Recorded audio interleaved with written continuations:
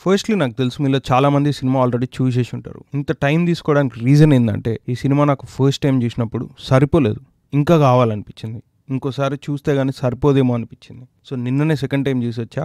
Now I feel I'm ready to review the film. వీడియోని end వరకు చూడండి. Cinema రివ్యూలోకి వెళ్లే ముందు కొంతమంది గురించి కొన్ని విషయాలు తొందరగా మాట్లాడిన తర్వాత రివ్యూలోకి వెళ్ళిపోదాం. Director Nag Ashwin, prime focus DNEG and the embassy visual effects, cinematographer George Stojiljkovic, editor Kotagiri Venkateswararao గారికి, సంతోష్ నారాయణన్ అండ్ మేకప్ టీమ్కి నా హ్యాట్స్ ఆఫ్. నమ్మబుద్ధి కాకపోయినా నేను చూసింది తెలుగు సినిమా అని నమ్మేలాగా మీరు చేసినందుకు అది క్లియర్గా మీ hard work and dedication screen మీద కనిపిస్తుంది అండ్ వినిపిస్తుంది. Coming to the review, mytho సైఫైగా వచ్చిన ఈ కల్కి మూవీలో లేని ఆస్పెక్ట్ అంటే ఏం లేదు. స్టార్టింగ్ ఫ్రమ్ ఫస్ట్ షాట్ ప్రతి ఒక్క ఫ్రేమ్లో ఒక ప్యాషన్, ప్రొఫెషనలిజం, డెడికేషన్, అది యాక్టర్స్ అయినా టెక్నీషియన్స్ అయినా వాళ్ళ హార్డ్ వర్క్ నాకు చాలా క్లియర్గా కనిపించింది. ఫస్ట్ ఆఫ్ అంతా మనల్ని మెల్లగా సినిమాలో ఉన్న వరల్డ్స్ అయిన కాశీ, కాంప్లెక్స్ అండ్ శంబాలలోకి చాలా కన్వీనియంట్గా తీసుకెళ్లారు. అక్కడక్కడ అవసరం లేని సీన్స్ ఉన్నా అవి యాజ్ అ సినిమాగా చూసినప్పుడు మేజర్ ఫ్లాస్ ఏం కాదు. సెకండ్ హాఫ్ గురించి చెప్పాలంటే నెవర్ బిఫోర్ అన్నట్టు వండర్ఫుల్ టేకింగ్తో మన ముందు ప్రెజెంట్ చేశారు సినిమాని. మహాభారతం ఎపిసోడ్స్ని కూడా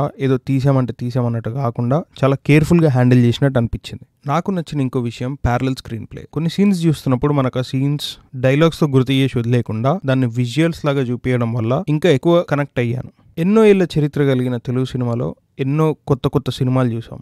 RRR లాంటి సినిమాలతో వెస్టర్నర్స్ని కూడా మనం నచ్చేలా చేసాం. ఇంకా ఏదో వెలితి, అరైవల్, డ్యూన్, స్టార్ వార్స్ ఇలాంటి proper science fiction movie with proper visuals and VFX ఎప్పుడు వస్తుందా అని నాకు ఒక ఆశ ఉండేది. అట్లీస్ట్ 2030 లోపు వస్తుందా అని ఒక డౌట్ కూడా ఉండేది. కానీ నాగశ్విన్ అనే వ్యక్తి 2019 ADలో ఉండి 2898 ADలో ప్రపంచం ఎలా ఉంటుందా అని ఆలోచించి ఊహించి దాన్ని మన పురాణాలతో ఒక పర్ఫెక్ట్ బ్లెండ్ చేసి ఏది ఎంత కావాలో, ఏది ఎంత ఉండాలో, ఏది ఉండకూడదో అని జాగ్రత్తలు తీసుకొని చాలా పొటెన్షియాలిటీతో ఈ సినిమా తీశారు. అండ్ కల్కి టీమ్కి నా స్పెషల్ మెన్షన్స్.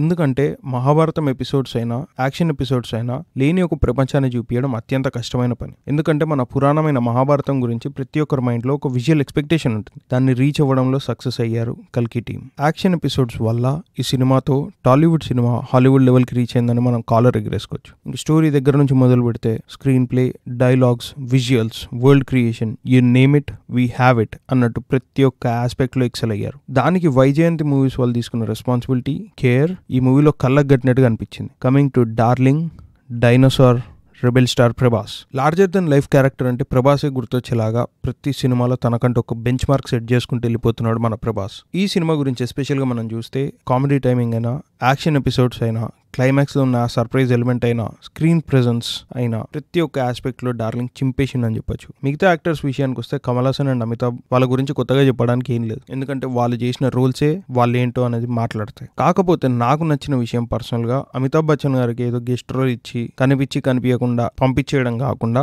ఒక ప్రాపర్ రోల్ ఇవ్వడం వల్ల నాకు చాలా హ్యాపీగా అనిపించింది.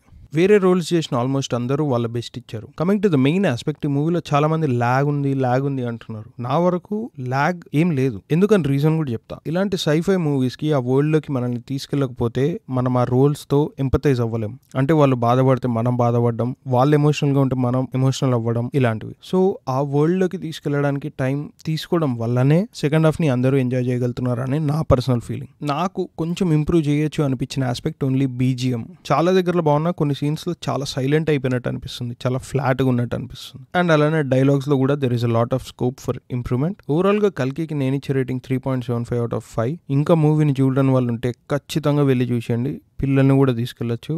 It is a worth watch movie. Don't miss it in theatres. ఫైనల్గా ఒక్క రిక్వెస్ట్, నా వీడియోస్ చూసిన 99% జనాలు సబ్స్క్రైబ్ చేసుకోకుండా వెళ్ళిపోతున్నారు. దయచేసి దాంట్లో ఒక 50% అయినా సబ్స్క్రైబ్ చేస్తారని ఆశిస్తూ, ఈ వీడియో కనుక నచ్చుంటే దయచేసి ఒక లైక్ చేసి ఛానల్ని సబ్స్క్రైబ్ చేసుకోండి. Thanks for your support. Until then, signing off, Telugu orator.